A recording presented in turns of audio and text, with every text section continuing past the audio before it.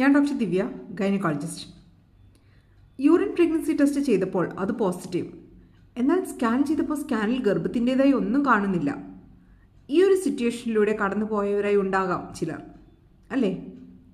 അപ്പോൾ ഇങ്ങനെ വന്നാൽ എന്തൊക്കെയാണ് പോസിബിലിറ്റീസ് എന്ന് നോക്കാം.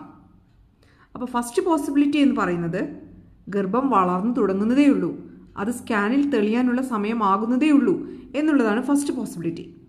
സെക്കൻഡ് പോസിബിലിറ്റി എന്ന് പറയുന്നത് ഇത് അബോർഷനായി പോയതായിരിക്കാം. അബോർഷനായാലും 2-3 ആഴ്ച വരെ യൂറിൻ പ്രഗ്നൻസി ടെസ്റ്റ് പോസിറ്റീവായി നിൽക്കാം. തേർഡ് പോസിബിലിറ്റി എന്ന് പറയുന്നത് ഇത് ഗർഭപാത്രത്തിന് പുറത്ത് ട്യൂബിലോ മറ്റോ വളരുന്നുണ്ടോ എന്നുള്ളതാണ് തേർഡ് പോസിബിലിറ്റി.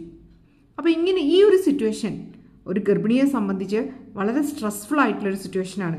കാരണം എന്താണ് ഒരു കറക്റ്റ് ഡയഗ്നോസിസിലോട്ട് എത്തിയിട്ടില്ല. അപ്പോൾ ഇത് ഡയഗ്നോസിസിലോട്ട് എത്തുക എന്നുള്ള